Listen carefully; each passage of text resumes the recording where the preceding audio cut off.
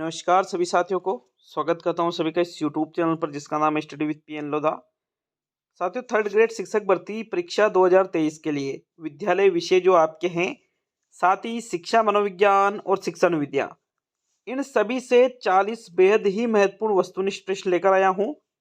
और ये विद्यालय विषय साइकोलॉजी और टीचिंग मेथड, इनका पेपर नंबर 4 है, जो कि रीट मेंस एग्जाम लेवल 1 के लिए और साथ ही लेवल 2 के लिए भी बेहद उपयोगी है। तो चलिए शुरू करेंगे आज के इस वीडियो को। पहला प्रश्न देख लेते हैं। देखिएगा, प्रत्येक जो प्रश्न है 1 नंबर का है, 40 प्रश्न है, 40 नंबर के हैं और प्रश्न को गलत करने पर 1/3 नंबर आपके कम किए जाएंगे साथियों। तो पहला प्रश्न देखेंगे। प्रश्न नंबर 1 में क्या पूछा जा रहा है? निम्न में से कौन सा बुद्धि का सिद्धांत संज्ञानात्मक प्रक्रिया पर आधारित है? स्टर्नबर्ग का त्रितंत्रीय सिद्धांत, हार्वर्ड गार्डनर का बहुबुद्धि सिद्धांत, गिलफोर्ड का त्रिआयामी सिद्धांत और स्पीयरमैन का द्विकारक सिद्धांत। साथियों, इस प्रश्न से 4-5 चीजें आपकी क्लियर होने वाली है। देखिए, पहले प्रश्न का आंसर देखें तो इनमें से जो बुद्धि का सिद्धांत संज्ञानात्मक प्रक्रिया पर आधारित है वो है स्टर्नबर्ग का त्रितंत्रीय सिद्धांत। जो स्टर्नबर्ग ने बुद्धि का त्रितंत्रीय सिद्धांत दिया है, ये एक संज्ञानात्मक प्रक्रिया पर आधारित सिद्धांत माना जाता है। बहुबुद्धि का सिद्धांत किसने दिया था साथियों? गार्डनर ने दिया। त्रिआयामी सिद्धांत किसने दिया? गिलफोर्ड ने दिया। और द्विकारक सिद्धांत और एक कारक सिद्धांत, ये दोनों सिद्धांत किसने दिए? स्पीयरमैन ने। तो ये भी आपको याद रखना है। पहले प्रश्न में आपके पहला विकल्प सही है।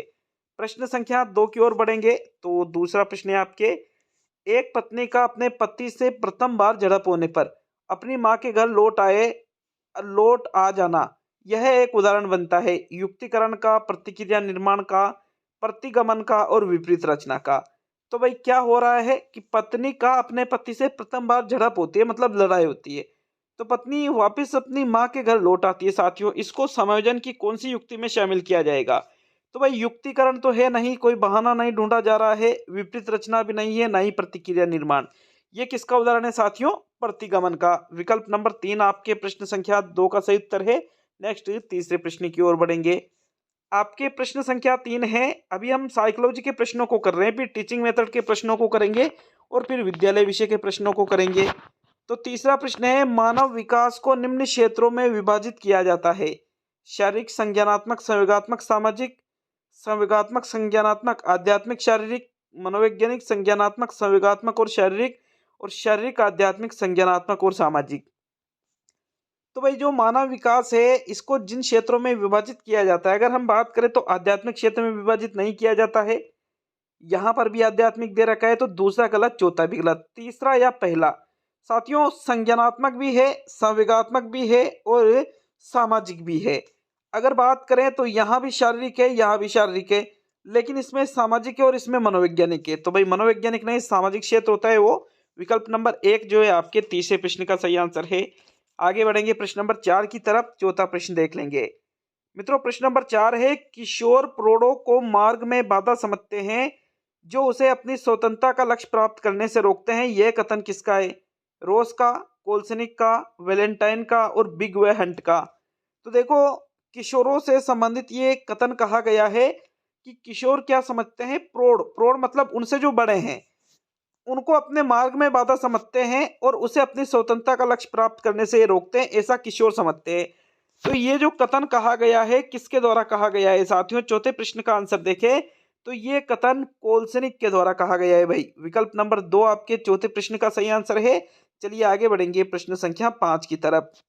पांचवा प्रश्न देख लेंगे। प्रश्न नंबर 5 में क्या है मित्रों? आज का ये जो वीडियो है ये सेकंड वीडियो है। टोटल 3 वीडियो आएंगे आज। कौन कौन से? राजस्थान अध्ययन का पेपर नंबर 16 कक्षा 11वीं की जो पुस्तक है उसका अध्याय नंबर 3, राजस्थान जीके का पेपर रहेगा। 40 वस्तुनिष्ठ प्रश्न आपको वहां पर भी देखने को मिलेंगे। विद्यालय विषय साइकोलॉजी और टीचिंग मेथड के 40 प्रश्नों का ये वीडियो और एक शैक्षिक तकनीकी और परिदृश्य जो आपके है, जिसपे 20 क्वेश्चन आपके रीट के एग्जाम में आएंगे। उसमें आपके आरटी है, एनसीएफ है, एनईपी 2020 है, एसएमसी है, एसडीएमसी है, शैक्षिक जो योजनाएं हैं, जन कल्याणकारी योजनाएं हैं, अनुसंधान केंद्र, इन सभी से साथियों 20 प्रश्नों का एक वीडियो भी आएगा। तो इस प्रकार 40, 40, 80 और 20 टोटल 100 प्रश्नों को आप आज यूट्यूब पर हल करोगे। प्रश्न संख्या 5 है, ये सारी चीजें आपको यूट्यूब पर उपलब्ध होगी और ऐप पर। पूरे 150 प्रश्नों का जो पेपर है साथियों 149 वाले कोर्स में आपको उपलब्ध होने वाला है। लेवल 1 के लिए अलग और लेवल 2 के लिए अलग। ऐप डाउनलोड का लिंक मैंने कमेंट बॉक्स में दे रखा है, वहां से आप ऐप को डाउनलोड करके और इन टेस्टों को ज्वाइन कर सकते हो। देखिएगा आप पिछले जो 250 के लगभग टेस्ट हो चुके हैं वो भी आपको इसमें प्रोवाइड होंगे मित्रों। प्रश्न नंबर 5 है, निम्न में से कौन सा कथन सही नहीं है? विकास लंबवत सीधा न होकर वर्तुलाकार होता है। विकास की गति की दर एक सी रहती है। विकास मस्तिष्क का दो-मुखी क्रम में होता है और विकास केंद्र से बाहर की ओर होता है। तो पांचवें प्रश्न का आंसर बताइए। जो कथन आपको सही नहीं लगता है विकास के बारे में, उस कथन का चयन आपको प्रश्न संख्या 5 में करना है।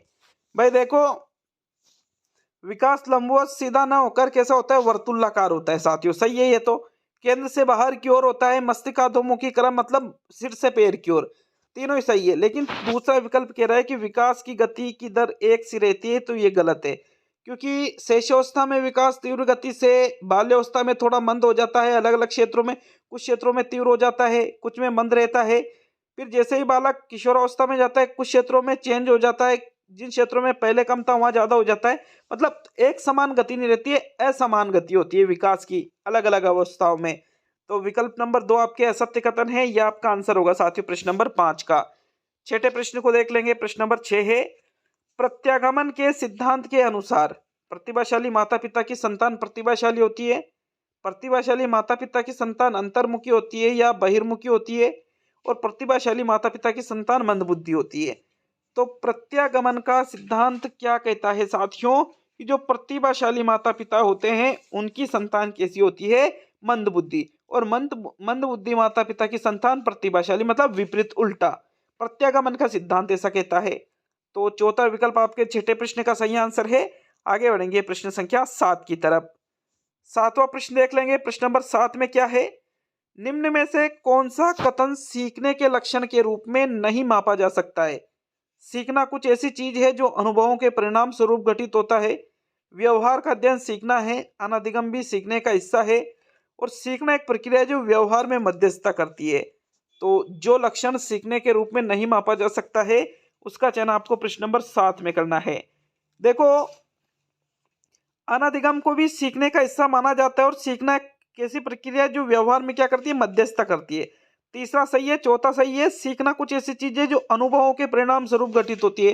अनुभवों के परिणाम स्वरूप है, अभ्यास के परिणाम स्वरूप है, प्रशिक्षण के परिणाम स्वरूप है।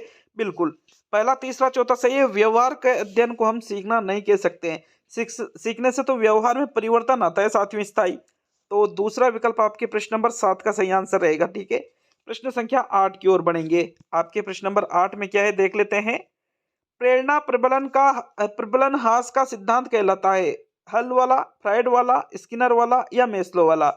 तो ये जो प्रेरणा प्रबलन हास का सिद्धांत है इनमें से किसके द्वारा दिया गया है? 8वें प्रश्न का आंसर देख लेते हैं साथियों। प्रेरणा प्रबलन हास का सिद्धांत स्किनर, मेस्लो या फ्रायड ने नहीं बल्कि CL हल ने दिया है, क्लार्क लेविन हल ने। तो विकल्प एक आपके प्रश्न नंबर 8 का सही आंसर है। नेक्स्ट 9वें प्रश्न की ओर बढ़ेंगे। प्रश्न संख्या 9 है, अवचेतन से प्रयुक्त व्यू रचनाएं जो अहम को दुश्चिंता से बचाती है कहलाती है। रक्षात्मक युक्तियां, स्व बचाव, स्व प्रत्यय और स्व बचाव व व्यू रचनाएं। तो अवचेतन, जिसको आप अचेतन भी कहते हैं, एक तो होता है अर्धचेतन और एक होता है अवचेतन जिसको अचेतन के नाम से भी जाना जाता है। तो अचेतन से प्रयुक्त व्यू रचनाएं जो अहम को किससे बचा रही है? दुश्चिंता से। इनको हम रक्षात्मक युक्तियां कहलाते हैं या समायोजन की ये अप्रत्यक्ष विधियां भी कहलाती है साथियों। अप्रत्यक्ष विधियों का संबंध हमारे अचेतन मन से होता है, जबकि प्रत्यक्ष विधियों का संबंध हमारे चेतन मन से होता है साथियों। तो विकल्प एक आपके प्रश्न नंबर 9 का सही उत्तर है। नेक्स्ट 10वें प्रश्न की ओर बढ़ेंगे। प्रश्न नंबर 10 है आपके, फ्रायड के अनुसार व्यक्तित्व विकास की सबसे महत्वपूर्ण अवधि है। जन्म से 5 या 6 साल, 5 या 6 साल से तरुणावस्था, किशोरावस्था और वयस्कावस्था। तो जो सिगमंड फ्रायड ने व्यक्तित्व विकास की सबसे महत्वपूर्ण अवधि बताई है वो अवधि आपको प्रश्न नंबर 10 में बतानी है। और मित्रों 10वें प्रश्न का आंसर देखें तो सिगमंड फ्रायड के द्वारा व्यक्तित्व विकास की सबसे महत्वपूर्ण अवधि किसको बताइए? बालक का जन्म से लेकर के जब वो 5 या 6 साल का होता है, यही बालक के व्यक्तित्व विकास की सबसे महत्वपूर्ण अवधि मानी जाती है। किसके अनुसार? सिगमंड फ्रायड के अनुसार। तो विकल्प एक आपके 10वें प्रश्न का सही आंसर है। नेक्स्ट 11वें प्रश्न की ओर बढ़ेंगे। चलिए 11वां प्रश्न देख लेंगे। प्रश्न नंबर 11, निम्न में से कौन सा सिद्धांत अधिगम के व्यवहारवादी सिद्धांतों में सम्मिलित नहीं है? शास्त्रीय अनुबंधन का सिद्धांत, क्षेत्रवाद का सिद्धांत, क्रिया प्रसूत सिद्धांत और त्रुटि और प्रयास का सिद्धांत। तो इनमें से जिस सिद्धांत को अधिगम के व्यवहारवादी सिद्धांतों में सम्मिलित नहीं किया जाता है, उस सिद्धांत का चयन आपको प्रश्न नंबर 11 में करना है। साथियों, 11वें प्रश्न का भी उत्तर देखते हैं। प्रश्न नंबर 11 में कौन सा विकल्प सही रहेगा? तो भाई शास्त्रीय अनुबंधन का सिद्धांत पावलोव वाला, क्रिया प्रसूत अनुबंधन का सिद्धांत स्किनर वाला और त्रुटि और प्रयास का सिद्धांत थॉर्नडाइक वाला, इन तीनों को ही व्यवहारवादी सिद्धांत में रखते हैं। बल्कि क्षेत्रवाद का जो सिद्धांत है इसको संज्ञानात्मक सिद्धांतों के अंतर्गत रखा जाता है, न कि व्यवहारवादी सिद्धांतों के अंतर्गत। तो विकल्प नंबर 2 आपके 11वें प्रश्न का सही आंसर है। नेक्स्ट 12वां प्रश्न देख लेते हैं। प्रश्न नंबर 12 क्या है मित्रों आपके? देखो, ये साइकोलॉजी के प्रश्न 11 प्रश्नों को हमने हल किया है, जो लेवल 1 और लेवल 2 दोनों लेवल के लिए था साथियों। अब हम शिक्षण विधियों के प्रश्नों को हल करेंगे, जो भी दोनों लेवल के लिए कॉमन है। तो 12वां प्रश्न है, खेल विधि है अध्यापक केंद्रित, विद्यालय केंद्रित, छात्र केंद्रित और कोई नहीं। तो कोई नहीं को तो आप यहां से हटा दीजिए। देखिए, खेल विधि जो है, खेल विधि में खेल कौन खेलता है? बालक खेलता है। तो भाई ये विद्यालय केंद्रित या अध्यापक केंद्रित विधि नहीं है, बल्कि खेल विधि कैसी विधि है? एक छात्र केंद्रित विधि है साथियों। थर्ड विकल्प आपके प्रश्न नंबर 12 का सही उत्तर है। नेक्स्ट 13वें प्रश्न की ओर बढ़ेंगे। तो आपके प्रश्न नंबर 13 है, बुनियादी शिक्षा की अवधारणा दी गई थी किसके द्वारा? गांधी जी के द्वारा, स्वामी विवेकानंद जी के द्वारा, डॉक्टर जाकिर हुसैन के द्वारा और इनमें से कोई नहीं। तो वापिस आप यहाँ से इनमें से कोई नहीं वाला विकल्प जो इसको क्रॉस कर सकते हो। देखो, बुनियादी शिक्षा जिसको बेसिक शिक्षा के नाम से भी जाना जाता है, किस नाम से? बेसिक शिक्षा के नाम से भी इसको जाना जाता है। और इसकी जो अवधारणा है किसके द्वारा दी गई थी? महात्मा गांधी जी के द्वारा दी गई थी। विकल्प नंबर 1 आपके 13वें प्रश्न का सही उत्तर है साथियों। चलिए 14वें प्रश्न की ओर बढ़ेंगे। देखिएगा 14वें प्रश्न को, निष्पत्ति परीक्षणों का प्रयोग बालक के शैक्षिक विकास का पता लगाने के लिए किया जाता है। अध्यापक द्वारा बालक की आर्थिक स्थिति को जानने के लिए, बालक की पूर्व योग्यता के विषय में जानकारी के लिए, या अध्यापक द्वारा छात्र की सामाजिक स्थिति का पता लगाने के लिए। तो भाई हम निष्पत्ति परीक्षण मतलब परफॉर्मेंस टेस्ट एक प्रकार से जो होते हैं साथियों, उनका जो प्रयोग किया जाता है, क्या हमें सामाजिक स्थिति का पता लगाना इसलिए करते हैं हम? जी नहीं। पूर्व योग्यता के विषय, आर्थिक स्थिति को जानने के लिए भी नहीं करते। दूसरा और चौथा तो पूर्णतः गलत है। पहला या तीसरा कौन सा विकल्प चुनोगे साथियों 14वें प्रश्न में? तो भाई निष्पत्ति परीक्षणों का जो प्रयोग है इसलिए किया जाता है ताकि बालक का जो शैक्षिक विकास है इसके बारे में अध्यापक पता लगा सके कि कितना शैक्षिक विकास बालक के अंदर हो रहा है। विकल्प नंबर आपके जो पहला है 14वें प्रश्न का आंसर है साथियों। प्रश्न संख्या 15 की ओर बढ़ेंगे। 15वें प्रश्न में क्या है देखते हैं। प्रश्न नंबर 15 को, संकेतक है। संकेतक क्या है? श्रव्य सामग्री है, दृश्य सामग्री है, दृश्य श्रव्य सामग्री है और कोई नहीं। तो कोई नहीं को तो आप यहां से हटा दीजिए। देखो, संकेतक जिसको इंग्लिश में आप कहते हो पॉइंटर, क्या कहते हो साथियों? पॉइंटर इसको कहा जाता है इंग्लिश में। और इसके माध्यम से हम चीजों को कि भाई संकेतक के माध्यम से प्रदर्शन करने में, बिंदु बताने में इसका हम प्रयोग करते हैं। और ये कैसी सामग्री है? एक दृश्य सामग्री, क्योंकि इसमें सुनाई नहीं देता है, इसमें सिर्फ दिखाई देता है। तो ओनली दृश्य सामग्री है, श्रव्य दृश्य भी नहीं है और श्रव्य भी नहीं है। दूसरा विकल्प आपके प्रश्न नंबर 15 का सही आंसर है मित्रों। प्रश्न संख्या 16 क्या है आपके? ये देखिएगा प्रश्न नंबर 16 को, निबंधात्मक परीक्षा प्रणाली का गुण नहीं है अभिव्यक्ति की स्वतंत्रता, भाव अभिव्यक्ति के गुणों की पालना, समस्या के प्रति स्वयं का दृष्टिकोण विकसित होना और परीक्षा फल में विश्वसनीयता।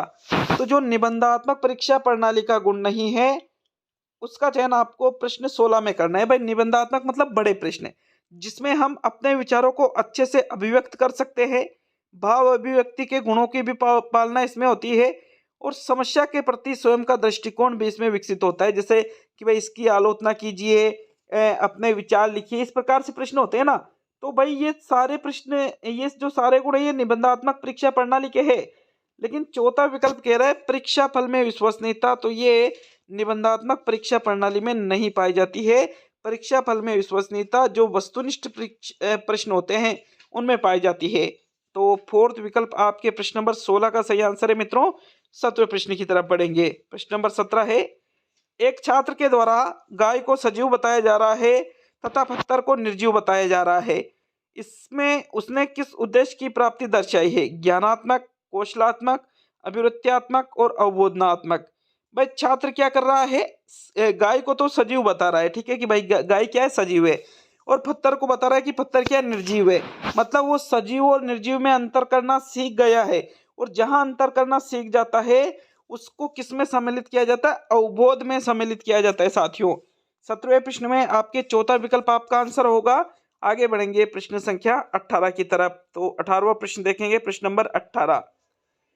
किस विधि में छात्र अपनी सीखने की गति के अनुसार सीख सकता है? संभाषण प्रदर्शन विधि, प्रयोग विधि, हुरिस्टिक विधि और नियोजित अनुदेशन विधि। तो इनमें से जिस विधि में छात्र अपनी सीखने की गति के अनुसार, कि जितनी गति उसकी सीखने की है उस गति के अनुसार वो सीख सकता है, वो इनमें से कौन सी विधि है साथियों? तो 18वें प्रश्न का आंसर देखें, संभाषण प्रदर्शन विधि नहीं है वो, दूसरा, तीसरा या चौथा। 18वें प्रश्न का आंसर रहेगा आपके विकल्प नंबर 4, जो नियोजित अनुदेशन विधि है। इसमें छात्र अपनी सीखने की गति के अनुसार सीख सकता है। जैसे कोई तीव्र गति वाला बालक है सीखने में, तो तीव्र गति से सीख सकता है नियोजित अनुदेशन में। थोड़ा आराम से सीखता है, सीखने वाला बालक है तो आराम से सीख सकता है। इस प्रकार से साथियों 18वें प्रश्न में बिल्कुल चौथा विकल्प आपका आंसर होगा। नेक्स्ट 19वें प्रश्न की तरफ बढ़ते हैं। प्रश्न नंबर 19 से, वैज्ञानिक सिद्धांतों को स्पष्ट करने हेतु एक विज्ञान शिक्षक द्वारा साधारण सामग्री से निर्मित उपकरण कहलाता है? श्रव्य दृश्य उपकरण, असुरचित उपकरण, क्रियाशील प्रतिरूप और स्थायी उपकरण। तो 19वें प्रश्न का उत्तर बताओ। प्रश्न नंबर 19 में कौन से विकल्प का चुनाव करोगे?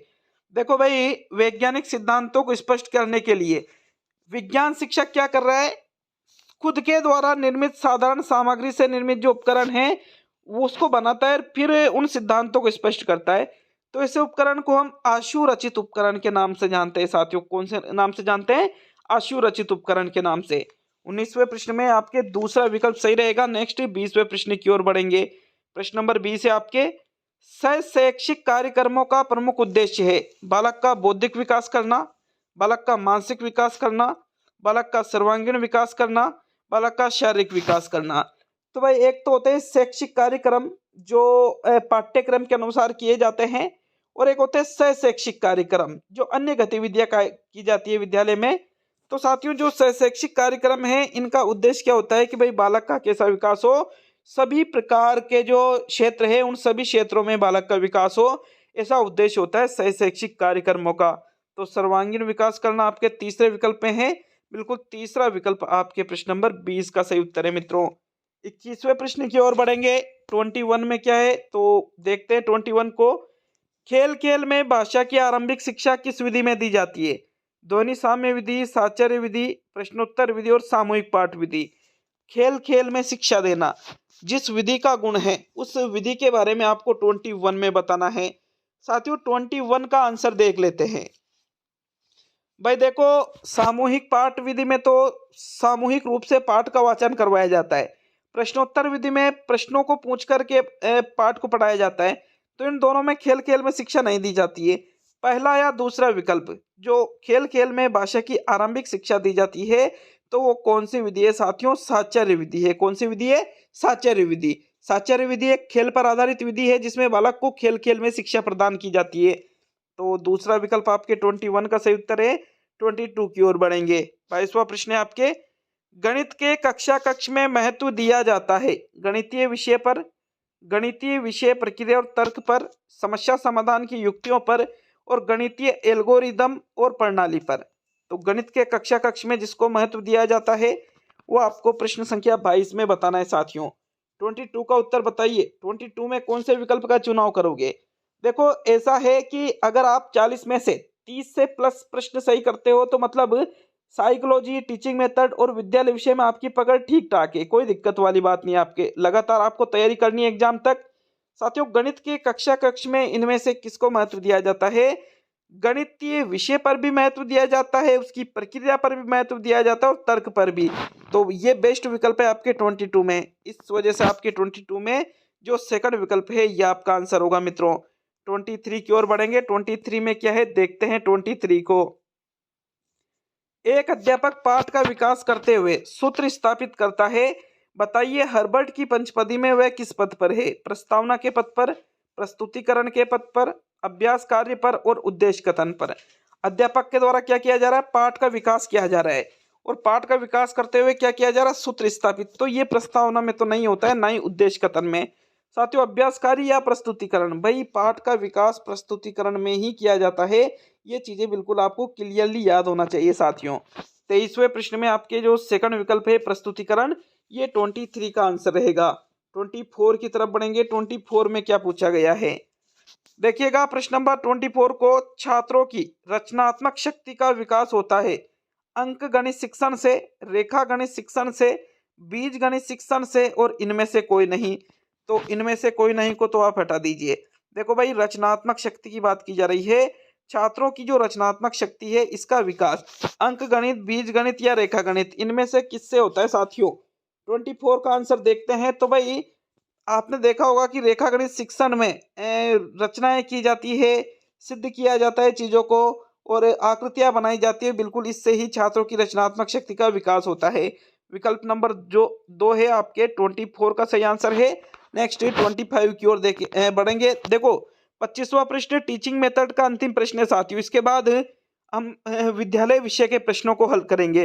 तो देखो साइकोलॉजी हमने हल कर ली, ये शिक्षण विद्या भी लगभग हमने हल कर ली है। तो 25वां प्रश्न है, सामूहिक विचार विमर्श हेतु किस विधि का उपयोग किया जाता है, स्रोत संदर्भ विधि, परियोजना विधि, समस्या विधि और कार्यगोष्ठी।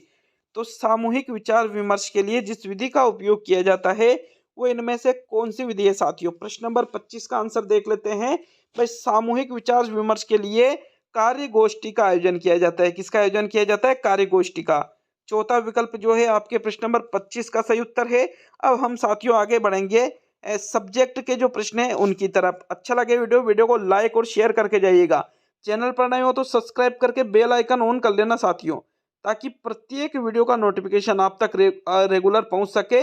एग्जाम तक इसी प्रकार से आपको टेस्ट यहाँ पर प्रोवाइड करवाए जाएंगे। तो चलिए 26वें प्रश्न की ओर बढ़ेंगे साथियों। 26वां जो प्रश्न है आपके हिंदी ग्रामर यहाँ से स्टार्ट हो चुकी है। तो 26 है, अपना स्वयं जैसे शब्द किस सर्वनाम में आते हैं, प्रश्नवाचक सर्वनाम में, संकेतवाचक सर्वनाम में, पुरुषवाचक सर्वनाम में या निजवाचक सर्वनाम में। 26वें प्रश्न का आंसर देखते हैं। भाई अपना है, स्वयं है कि मैं अपना काम स्वयं कर लूंगा, वह अपने आप चला जाएगा। इस प्रकार के जो वाक्य होते हैं ना, इनको निजवाचक सर्वनाम में रखा जाता है साथियों। भाई यहाँ प्रश्न पूछा नहीं जा रहा है, संकेत नहीं किया जा रहा है, तो पुरुषवाचक में थोड़ा कंफ्यूजन हो सकता है, लेकिन अपना और स्वयं जैसे शब्द निजवाचक में आते हैं। चौथा विकल्प ये आपके 26 का सही उत्तर है। 27 की ओर बढ़ेंगे। 27वां प्रश्न है आपके, चौराहा शब्द में समास है, अव्ययीभाव समास है, बहुव्रीहि समास है, द्विगु समास है और तत्पुरुष समास है। तो चौराहा शब्द में समास पूछा गया है, ये आपके हिंदी ग्रामर के अंतर्गत समास टॉपिक से ये प्रश्न है। और मित्रों 27 का आंसर देखें तो चौराहा शब्द का मतलब क्या होता है, जहां 4 राहें मिलती है साथियों। तो 4 राहों का संगम चौराहा कहलाता है। मतलब इसमें कौन सा समास है, द्विगु समास है, क्योंकि संख्यावाची शब्द है प्रथम, तो बिल्कुल समूह का बोध भी करा रहा है, इसलिए द्विगु है। तीसरा अर्थ भी निकल रहा है इसका। तो ओनली थर्ड विकल्प आपके 27 का सही आंसर है। चलिए 28 को देख लेते हैं। 28 में क्या पूछा जा रहा है, किस शब्द में संधि युक्त शब्द नहीं है, प्रमाण, मनोनुकूल, आमरण और अन्वेषण।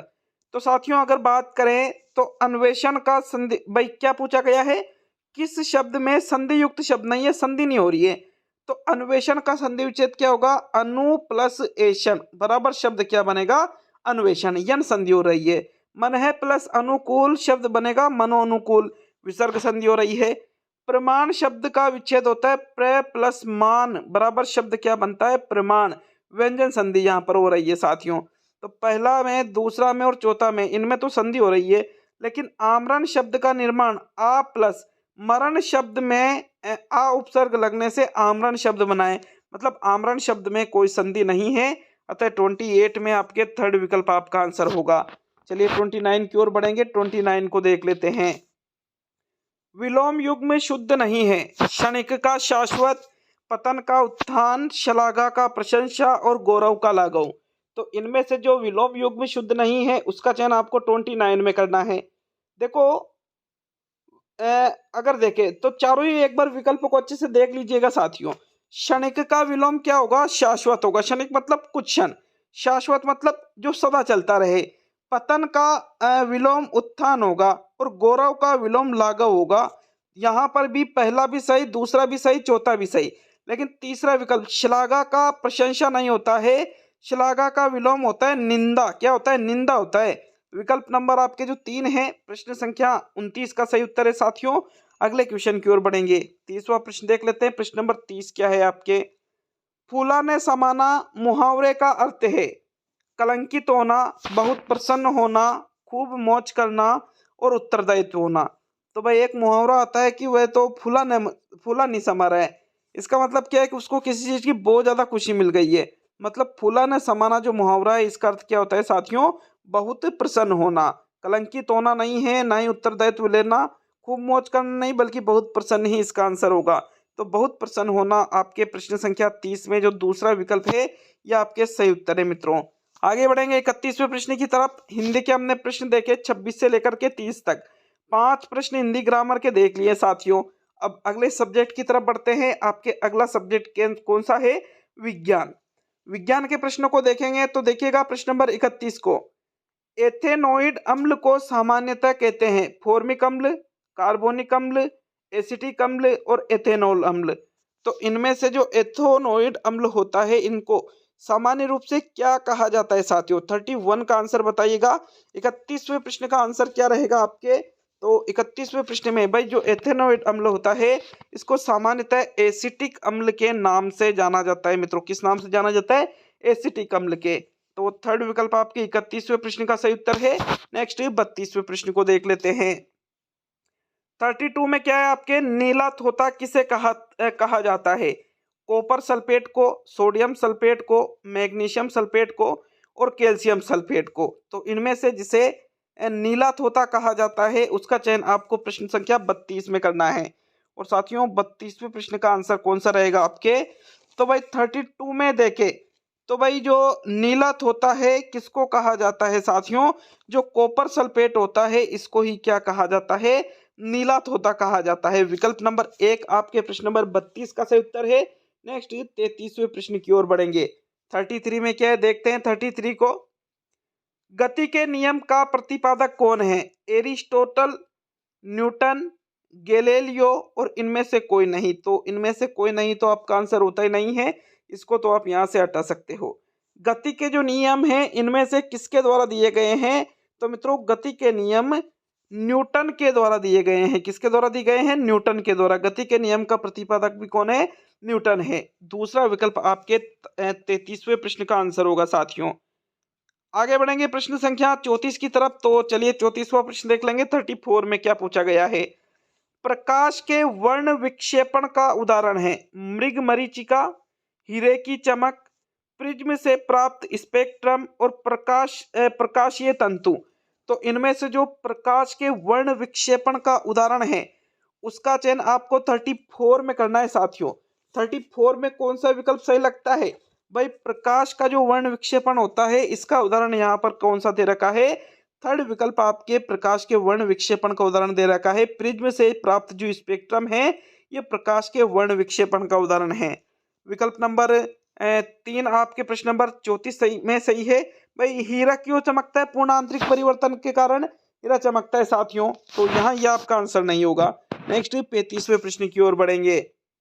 यहाँ 34वें में कौन सा विकल्प आपका सही है साथियों? थर्ड विकल्प आपका आंसर है। तो 35वां प्रश्न देखते हैं। प्रश्न नंबर 35, वास्तविक केंद्रक किसमें अनुपस्थित होता है?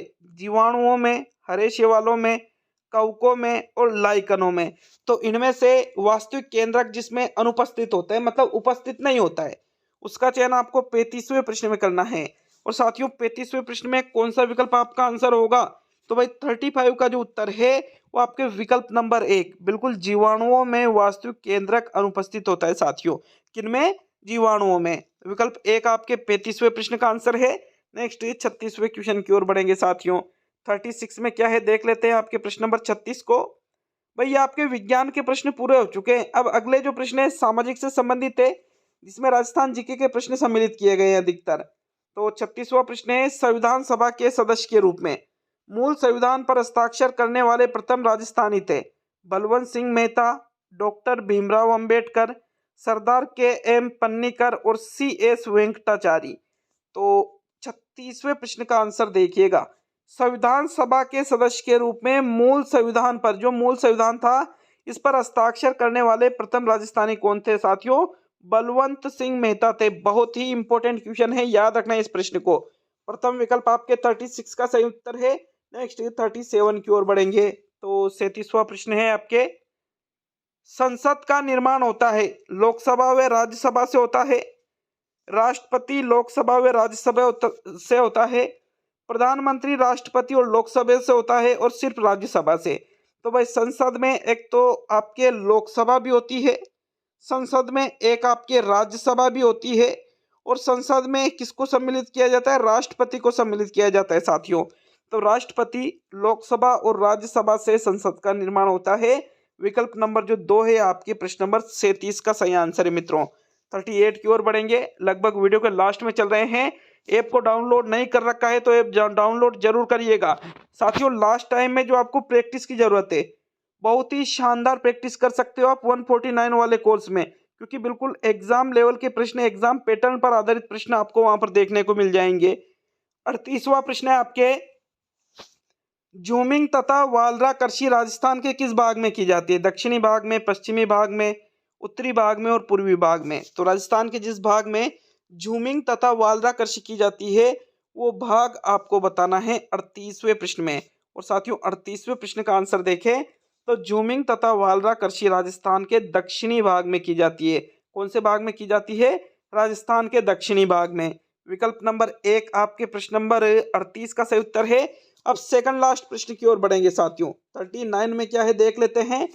तो 39वां प्रश्न है, मैंग्रोव वन किस क्षेत्र में पाए जाते हैं? डेल्टाई क्षेत्रों में पाए जाते हैं, पर्वतीय क्षेत्रों में पाए जाते हैं, मैदानी क्षेत्रों में पाए जाते हैं, या मरुस्थलीय क्षेत्रों में पाए जाते हैं? तो इनमें से जिस क्षेत्र में मैंग्रोव वन पाए जाते हैं उन क्षेत्र के बारे में आपको प्रश्न संख्या 39 में बताना है साथियों। 39 में कौन सा विकल्प आपका सही रहेगा? जो मैंग्रोव वन है यह डेल्टाई क्षेत्रों में पाए जाते हैं। कौन से क्षेत्रों में पाए जाते हैं? डेल्टाई क्षेत्रों में। प्रथम विकल्प आपके 39वें प्रश्न का सही उत्तर है। अब आज का अंतिम और 40वां प्रश्न देखेंगे साथियों। अच्छा लगे वीडियो तो लाइक शेयर जरूर करके जाइएगा, और ऐप को डाउनलोड नहीं कर रखा है तो ऐप को डाउनलोड भी जरूर करिएगा। चलिए आज का अंतिम और 40वां प्रश्न देख लेंगे। प्रश्न संख्या 40, ईमानदारी से कमेंट करके जाना जितने प्रश्न आपके 40 में से सही होते हैं। शेरशाह का उत्तराधिकारी था सुजात खां, इस्लाम शाह, फिरोज शाह और मोहम्मद शाह आदिल।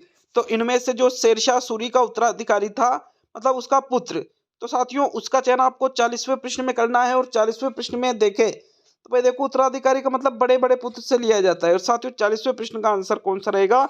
जो इस्लाम शाह है, बिल्कुल यही शेरशाह का उत्तराधिकारी था। विकल्प नंबर आपके जो 2 है प्रश्न नंबर 40 का सही उत्तर है। तो ये आपके विद्यालय विषय साइकोलॉजी और टीचिंग मेथड का पेपर नंबर 4 कंप्लीट हमने आज कर लिया है। मिलते हैं साथियों जल्दी अगले वीडियो में। बहुत बहुत धन्यवाद वीडियो को पूरा देखने के लिए और वीडियो को लाइक और शेयर करने के लिए साथियों।